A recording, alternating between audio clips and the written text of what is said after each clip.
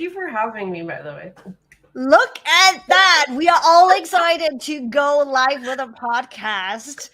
And there we go. This is what entrepreneurship is about. This is what life is about. And this is what Rebecca is about. Because, girl, you had, hold on, let me look at my notes right here. You had over 30 jobs before you were 30.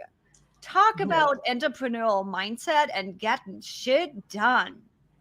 So, you know how to find a job in your sleep, but where you always struggled was with what exactly you wanted to do. I think we all can connect with that one. Guilty of this one, and I'm 40 and I still don't know what I want to be when I grow up.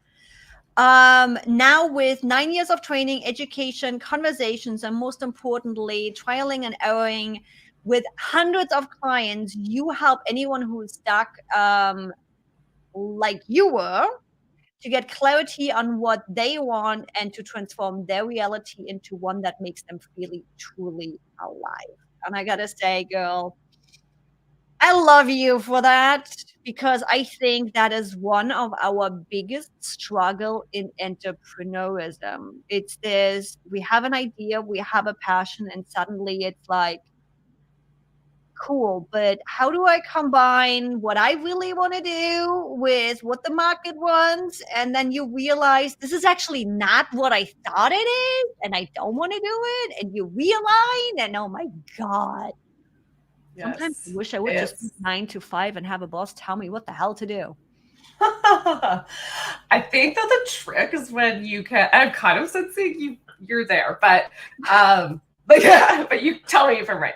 But the trick being to be okay to be in a process with your career, like rather than getting to this destination where I've got it all figured out and that's the way it's going to be now for the rest of my career and it's butterflies and rainbows, rather than like being in the process of it, of like, yeah, sometimes I'm passionate about something and then my passion changes. Or I don't have a passion, but I still want to be engaged and energized in my work. And how do I do that? Maybe I'll pivot, maybe I'll change. I still have moments of what am I doing with my life? I have it less so with my career now, but even then sometimes I'm like, what am I doing with this business? Why am I doing this? Like, and I have to revisit all that stuff. So there's no, like, even though I do feel very solid in my business and I see myself doing it a long time, which I feel grateful for, and I still have those moments of questioning. And then when it comes to my lifestyle outside of work, which I know we're going to talk about a bit today, and like relationships, I'm still just like, I don't know what I'm doing. Right. And I feel like that's really normal, because if you haven't done something before, then you don't know. Yeah. You don't know if you can do it. So I don't know. You tell me, do you feel like you're able to live in that kind of like process place of life without that destination as much? It's becoming easier. So from a personality type, I'm a full-on control freak. I am a starting to recover control freak, meaning I used to take this to the point of literally wanting to control situations and people that I can't control. And how's the anxiety when you do that? Oh my God. Oh my God. So interestingly enough, when was that?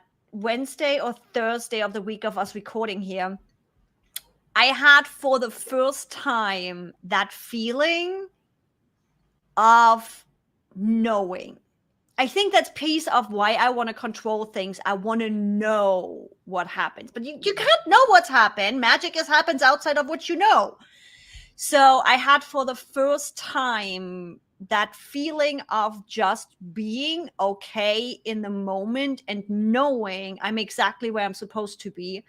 The future that I want will come to me. This content of being in the process of just being okay where I am right now, being okay, not knowing how this is going to shape up and not having to control it all. I'm still getting goosebumps, I swear. Once you reach that point of just being centered, it's like it's magic. It's totally, I love that. I was getting chills too as you're talking about that, because it's really special to be able to live in that space. And it's not necessarily living there 100% all the time, but like to access that at sometimes, right? To I had to not turn down be living for the 40. future and controlling, and just be like in the moment and process, and like trusting and surrendering to like the things you can't control, and like cool. And for that matter, can we actually control anything? I think what it was, at least for me, that wanting to control everything is more of a not trusting myself. So Yeah. building up that self-trust, knowing, having those convincers show up of, yes, you did. Yes, you did again. Yes, you did again. Really working on going internally and building that self-trust is what got me to not having to control. But enough of me. Rebecca, I already read your intro because, as my audience knows, I do ask my guests beforehand a couple of questions. You had quite the interesting path to come to today. So let the audience know a little bit. Let them in behind the scenes. How did you get here? Yeah. Okay. So I'll share how I decided to do this work too, and like what it looked like to start, because I'm all about getting clarity. And part of that is because I struggled with it so much. And yes, I had 34 different jobs before the age of 30. I actually figured it out. And I tried in those jobs, actually were a few different businesses I tried to start. But the biggest thing was I always wanted to go into nonprofit work. And I went to university. I did a degree in environmental geography. I wanted to do environmental nonprofit work. I had and still have a lot of passion for the environment. And I got some great job offers right out of university doing that, exactly what I wanted to do, like program management. One was like the coordinator for my province for another program. And I was just like, cool, great. Start doing this work and realizing, oh, this isn't what I thought it was. This isn't totally hitting the mark for me. I started to believe less in education as a tool for change. I think it's important, but I don't think it's everything. And for anyone who knows psychology, this actually makes sense that we're so emotionally based that it's hard to learn logic and facts, information, and changes your behavior.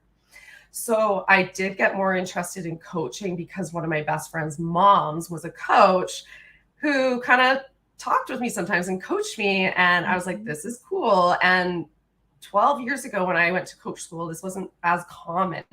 But she helped me realize that I did want to work with people on a deeper level to create deeper change. So that ideally, in theory, I don't know if this is true, we have more space to focus on things outside of ourselves and help improve some of the other challenges in the world. Not a proven theory, but I was like, hey, this is the best I got to go with. So yeah, I did that. 2013, I started my business. And I started my business while I also really wanted to be a nomad. So I decided to go on a 3-month road trip and start my business on the road and build it from the road.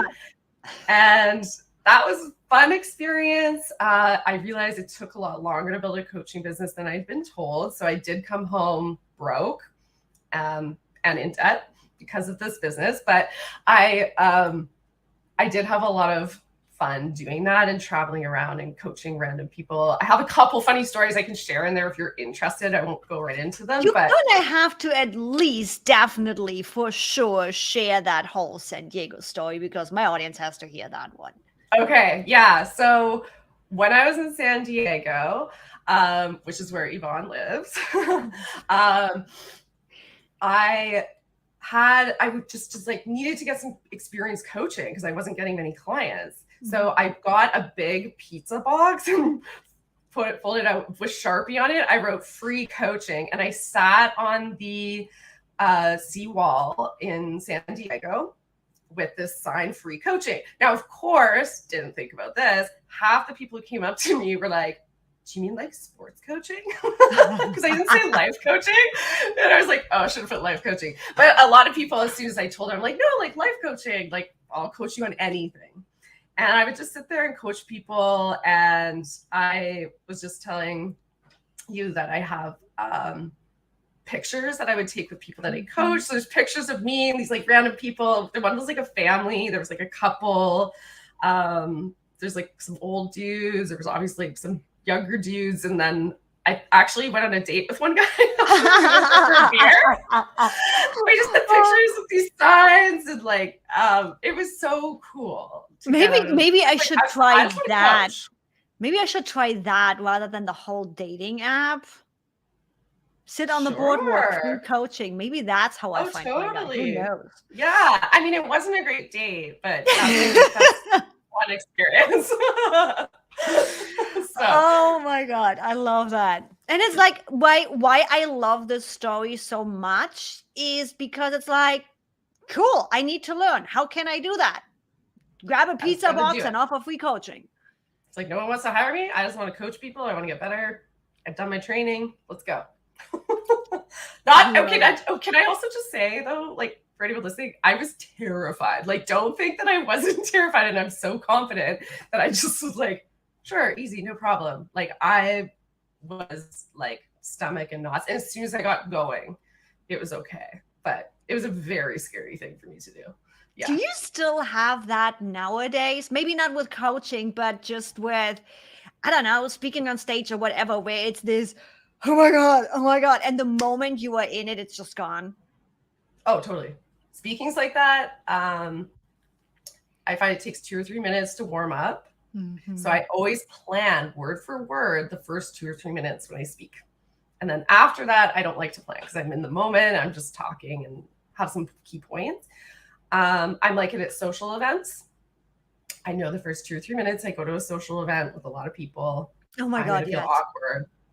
I just know that's the norm. Sometimes it's 5 minutes, sometimes it's 10 minutes, but I know eventually I ease into it. First dates, like everything, basically. Yeah. Oh my God. First dates. A new client, even.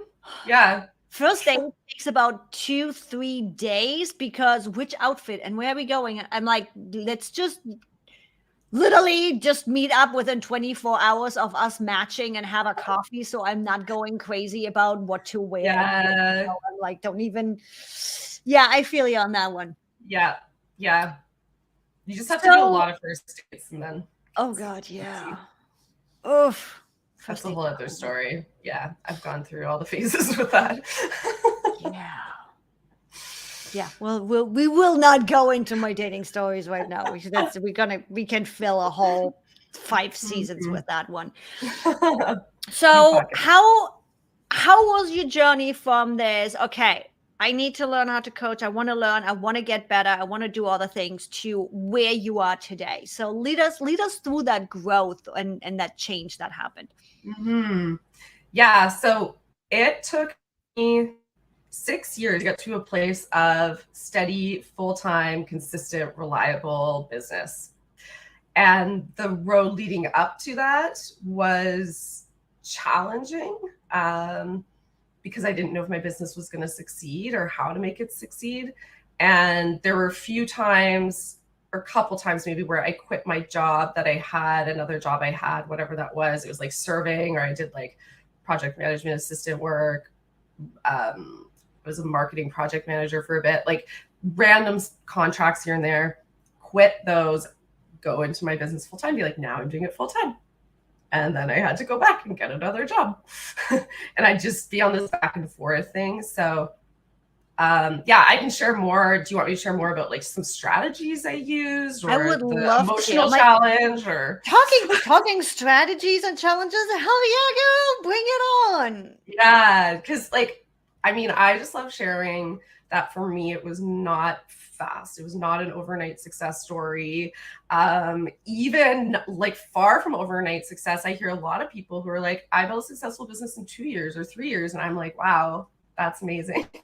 Like, it took me 6 years. And I love sharing that now because I'm sure I'm not the only one. And I just don't hear a lot of people saying that.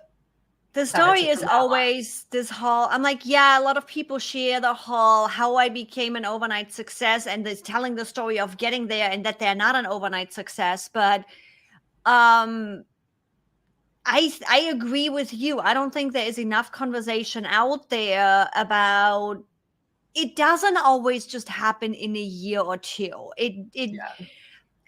For me, it hasn't happened within 2 or 3 years. There was so much personal growth and getting clear on who the hell do I want to be when I grow up, and life just happening where it's like, cool, I'm excited for you that you got this done within 2 years. I didn't. And just being able to share that experience and that story, so people that are 2 years in and haven't figured it out and are not steady with their income, no, that's not a problem. Yeah, that's okay.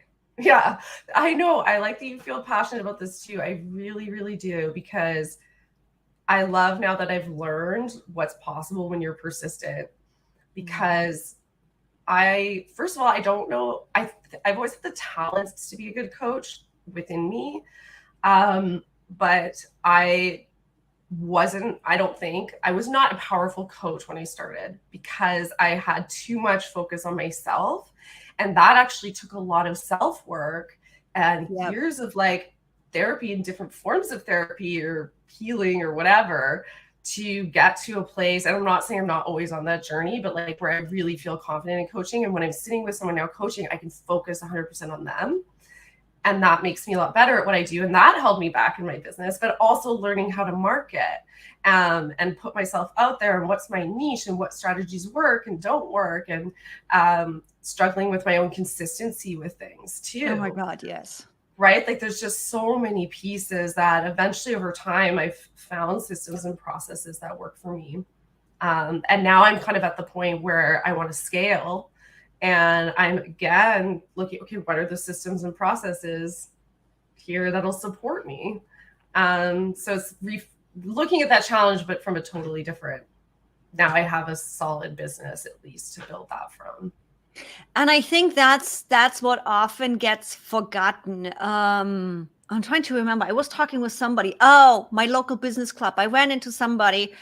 Doctor, she put closed down the practice, COVID and all the things happening, and got really into an MLM. And I'm like, again, not my thing, but I completely can see, because you were pretty much buying a business in the box. You have the marketing assets, you have the sales assets, you have all of that, including support system and your runner-ups and all the things. So with us, it's like we are building something from the ground up. We are pretty much building your own processes, your own frameworks. You are testing and you are doing and you are adjusting and you are polishing again. And it's a constant building that business and testing and polishing again. Mm-hmm. And then when you then come to the point of, okay, sweet, we got this polished, then shit happens like COVID. You're polishing again suddenly. And then you get into that scaling phase of, okay, now I have this breathing, living organism, which that's what our business is. Now you need to step out of actually being in your business and being the one doing everything and decide, do you want to be a CEO? How do you want to scale this? What do you want to turn this into? Now it's a whole nother learning experience and another adjustment on that. Yeah. Yeah. And that's that being in the process of like, I did feel for a couple of years, maybe even 3 years, I really gave myself this like space of just running it the way it was, bringing in money. I saved money. I paid off all my debt. And that felt really good. And then I was like, okay, I'm ready to grow and scale, which I'm in the middle of right now. So I've gone into a bunch of debt again. And I'm like in that process of like working to scale, but I do have like a couple of assistants now, and I have a couple of associate coaches on my team. They're all contractors though, so I'm not planning to build an empire or anything huge, but just to have like, because I've had excess people contacting me, there's like how do I, still like have options for them, and got the associate coaches and a couple of assistants to help out with things. But I'm still not sure how to scale, like exactly what that's going to look like. And I feel a bit like a fish out of water. Yeah. At That's times. something new. Something new. It's different than what you're used to. Yeah. So there's a lot of similarities to when I started my business, I noticed coming up. Feelings, fears, but it's different. It's still different because I'm like, well, at least I have that solid base. So it's not nearly as like scary as it was. What are some processes or tools that have helped you get here?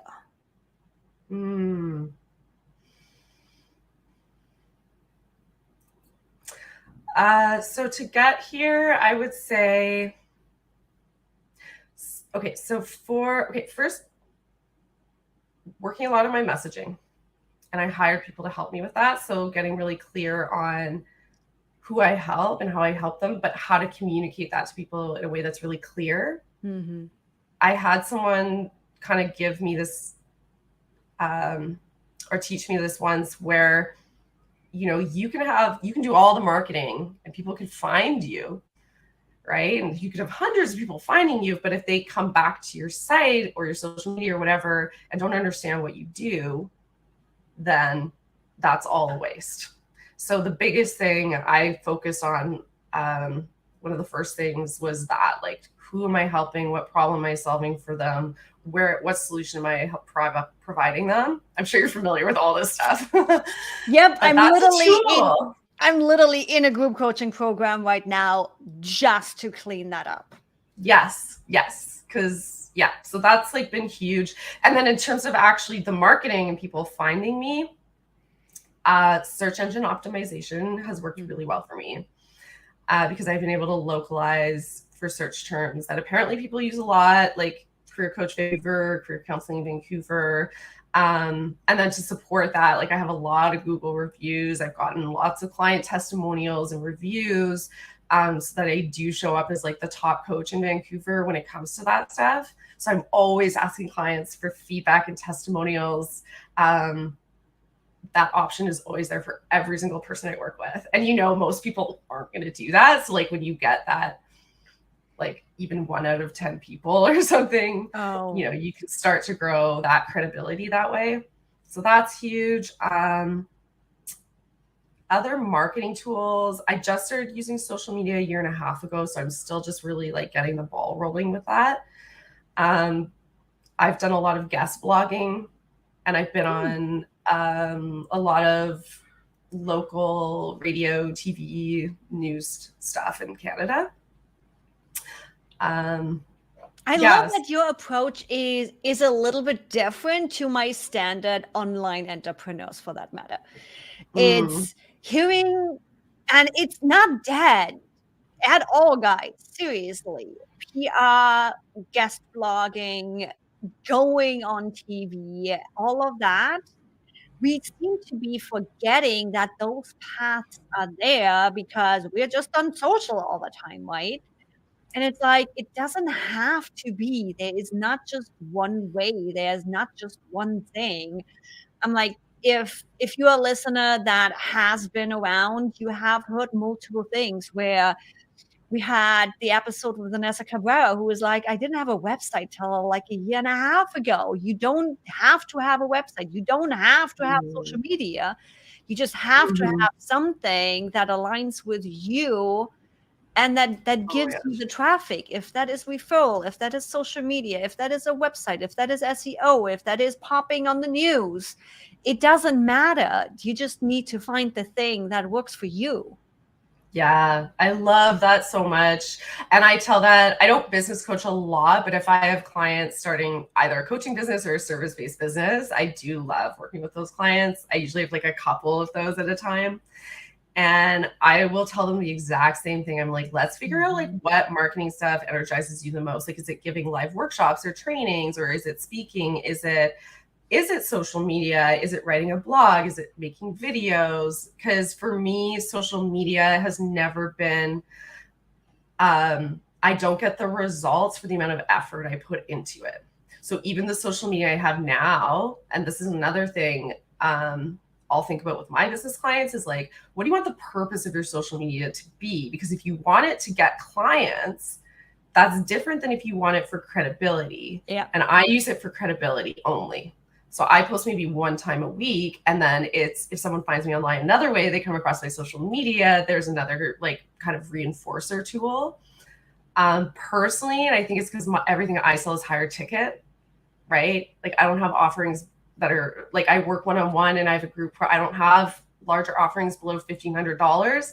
So the social media crowd isn't where I'm finding my people often. Never say never. So yeah, but being on podcasts, that's another thing I do, clearly. And I think it comes down to the best tool is the one you actually use. Oh yeah, just gotta commit to something. Mm-hmm. That is something I have sucked at. I will say straight up, where I'm like, I started this business 10 years ago. I could have a huge social media, like a huge mailing list, but I just didn't invest time in these things. But if someone does that for 10 years, like I think you would have good success with it. But social you had success another way. SEO's lazy. No, I figured out SEO, and then I'm like, I don't have to do anything. People just find me. Great. But no, I do still do stuff. Like I make articles and I optimize the articles. If you look up like, what the fuck should I do with my life? If you Google that, my article is like the first thing that comes up. I love it. Oh my Yeah. God. You're my spirit animal. What the fuck should I do with my life? Yeah. Makes sense. That's what people type in. What the fuck should I do with my life? Exactly. Yeah. Yeah. So, but I love that point. There's so many different ways to do it. And sometimes you have to try a lot of things until something really sticks and lands. Yeah. Yeah. Let's get a little bit technical. What are some of the tools that allow you to run your business efficiently? Okay. So I use a tool right now called Newsendler.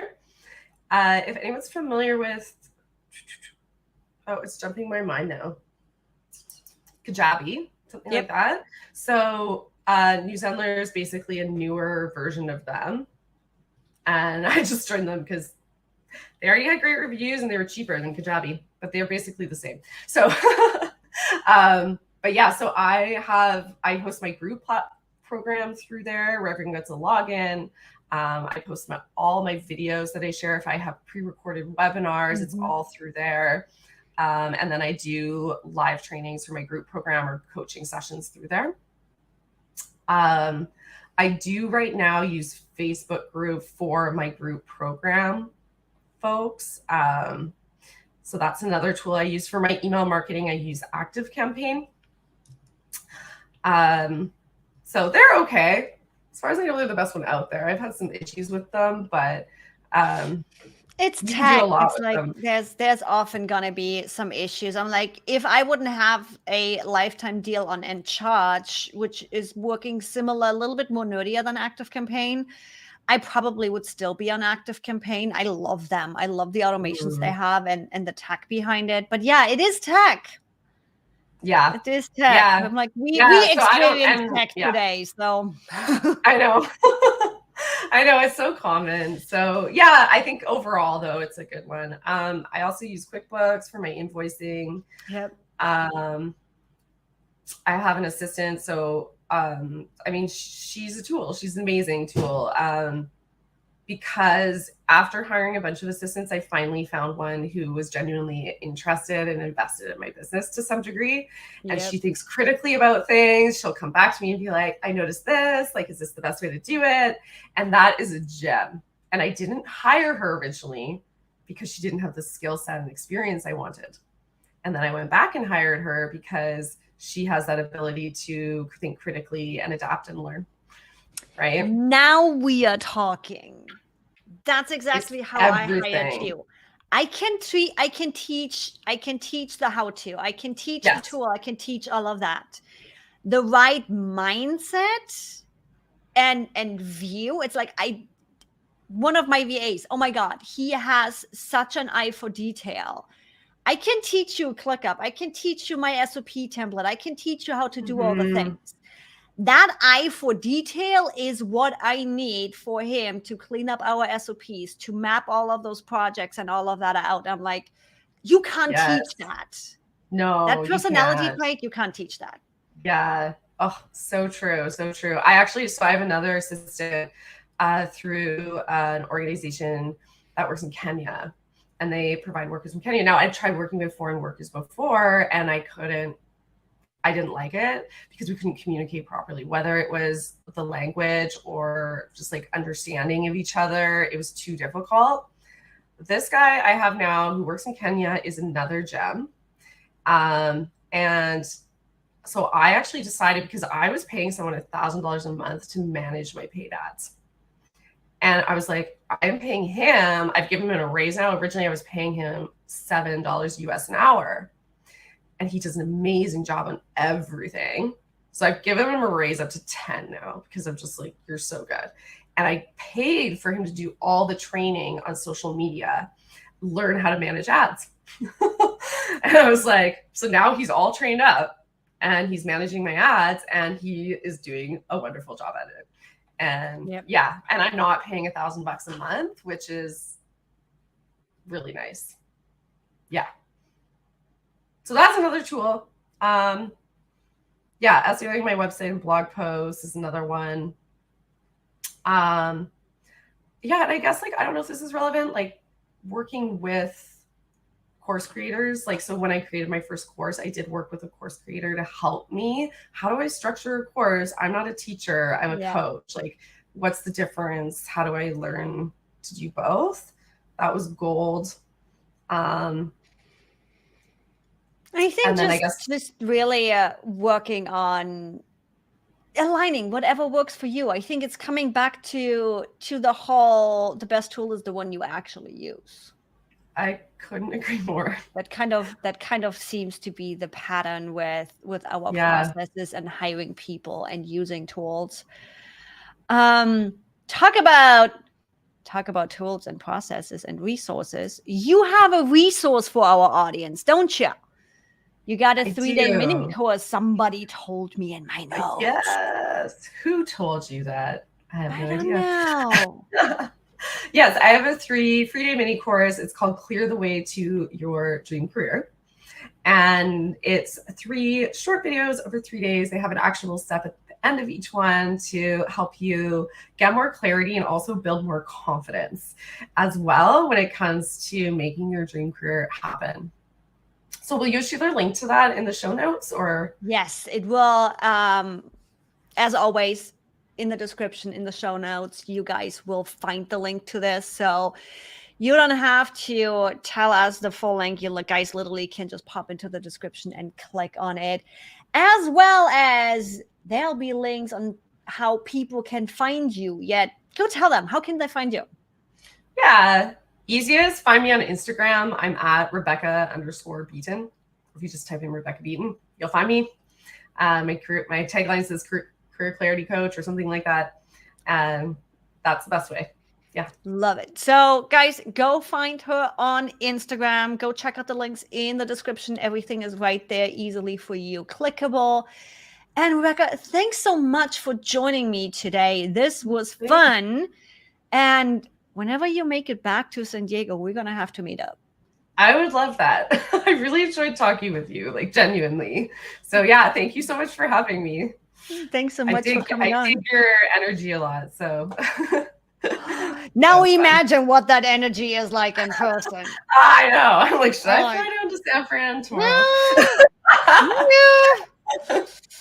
No, that's great. Yeah, thank you so much for having me. I do. Thanks so much for coming on. Yeah. Guys, I see you again in the next episode. Make sure to subscribe to the podcast and I'll see you then.